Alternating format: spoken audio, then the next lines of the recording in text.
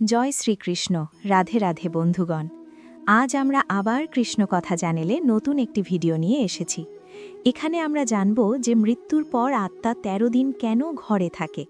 আপনি কি জানেন মৃত্যুর ঠিক ২৪ ঘন্টা পর আত্মা কেন ছটফট করতে করতে আবার নিজের ঘরেই ফিরে আসে? যখন পরিবারের মানুষেরা কান্নাকাটি করে তখন মৃত ব্যক্তির আত্মা কি সেটা দেখতে পায়? সে কি তাদের ছুঁতে পারে? গরুর পুরাণে বলা হয়েছে মৃত্যুর পর আত্মাকে এক ভয়ঙ্কর নদী পার হতে হয়, যার নাম বৈতরণী। কিন্তু জানেন কি, এই নদী কারোর জন্য শীতল জল, আবার কারোর জন্য ফুটন্ত রক্ত হয়ে যায়। আজকের এই ভিডিওতে আমরা জানব ভগবান শ্রীরাম এবং স্বয়ং যমরাজের মুখ থেকে সেই পরম সত্য। মৃত্যুর পরবর্তী ১৩ দিনের এই রহস্যময় যাত্রা মিস করবেন না। আজকের কাহিনী আপনার জীবনের দৃষ্টিভঙ্গি বদলে দেবে। একবারের কথা, প্রভু শ্রীরাম এবং মাতা সীতা চিত্রকূট ধামে বিহার করছিলেন। শান্ত পবিত্র পরিবেশে দুজনে বিশ্রাম নিচ্ছিলেন। তখনই মাতা সীতার মনে একটি অত্যন্ত কৌতূহলী প্রশ্ন জাগল।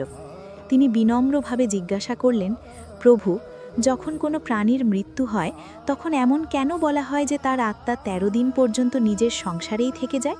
এটা কি সত্য? ওই আত্মা এই দিনগুলোতে কি অনুভব করে?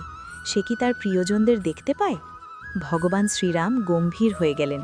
তিনি বললেন, দেবী, আপনার এই প্রশ্ন সমস্ত সংসারকে পথ দেখানোর মতো। মৃত্যুর পর আত্মা নিজের কর্মের ফল কিভাবে পায়, এই রহস্য স্বয়ং যমরাজ একবার দেবর্ষি নারদকে বলেছিলেন। একবার জমপুরীকের দেবর্ষি নারদ এসে যমরাজকে জিজ্ঞাসা করেন, হে ধর্মরাজ, আমি পৃথিবীতে এক বৃদ্ধির মৃত্যু দেখেছি। তার পরিবার শোকে আকুল হয়ে কাঁদছিল। আমার প্রশ্ন হল, মৃত্যুর ২৪ ঘন্টা পর আত্মা কি সত্যিই ঘরে ফিরে আসে? আর ১৩ দিনের সফরের সত্যতা কতটা? যমরাজ তখন একটি কাহিনী শোনান। অনেক কাল আগের কথা। আলোক নামের এক অত্যন্ত ধার্মিক যুবক ছিল। সে প্রতিদিন ঈশ্বর স্মরণ করত। একদিন তার বাবার মৃত্যু হয়। বাবার মৃত্যুর পর আলোকের মনে প্রশ্ন জাগে, মৃত্যুর পর আত্মার ঠিক কি হয়? এই উত্তরের খোঁজে সে এক গভীর জঙ্গলে আধ্যাত্মিক যাত্রায় বেরিয়ে পড়ে। জঙ্গলে কিছু দূর যাওয়ার পর সে একটি বিশাল অশ্বত্থ গাছ দেখতে পায়। গাছটির ছালে যেন মানবিক মুখ ভেসে উঠেছিল। গাছটি আলোককে একটি ধাঁধা ধরে এবং আলোক সঠিক উত্তর দিলে অশ্বত্থ গাছ মৃত্যুর প্রথম অবস্থার কথা জানায়। গাছটি বলে, বৎস, যখন শরীর নষ্ট হয়ে যায় তখন আত্মা এক অদ্ভুত ঘোরের মধ্যে থাকে।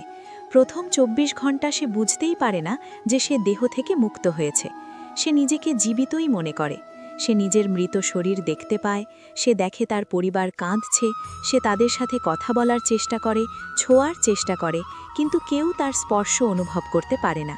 তার খিদে পায়, পিপাসা পায়, কিন্তু সে খেতে বা পান করতে পারে না। এই পরিস্থিতি আত্মার জন্য সবচেয়ে বেশি যন্ত্রণাদায়ক। এরপর আলোক আরও এগিয়ে যায়। সে দেখা পায় এক দিব্য বিশাল কাকের। কাকটি তাকে মৃত্যুর ২৪ ঘন্টা পরের রহস্য জানায়। কাকটি বলে, মৃত্যুর পর আত্মার সবচেয়ে বড় বন্ধন হলো মোহ। যখন শরীর ছেড়ে যায় তখন আত্মা মুক্তি অনুভব করলেও পরিবারের প্রতি মোহ তাকে টেনে আনে। সে তার স্ত্রী, সন্তান, প্রিয়জনদের একা দেখে সান্ত্বনা দিতে চায়, কিন্তু সে কেবল একটি ছায়া হয়ে রয়ে যায়। এই কারণেই মৃত্যুর পর বিশেষ কর্মকাণ্ড করা হয়, গীতা পাঠ করা হয়, যাতে আত্মা এই মোহ থেকে মুক্ত হতে পারে। আলোকের পর যাত্রার তৃতীয় ধাপে পৌঁছায়। সেখানে সে এক অদ্ভুত জ্যোতির্ময় গোমাতার দর্শন পায়।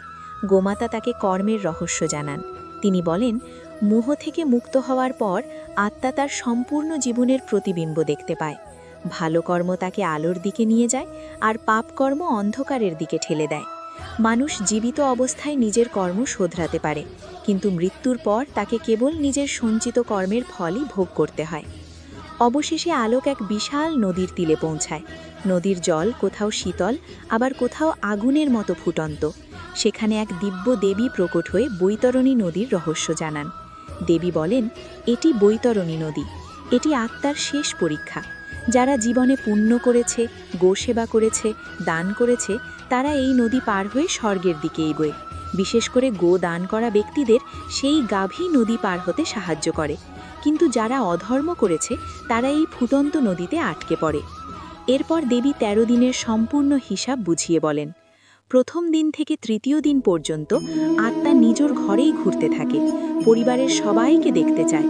এই ৩ দিন তার জন্য খুব কষ্টের হয়। চতুর্থ দিন থেকে দশম দিন পর্যন্ত আত্মা বুঝতে পারে সে আর এই সংসারের নয়।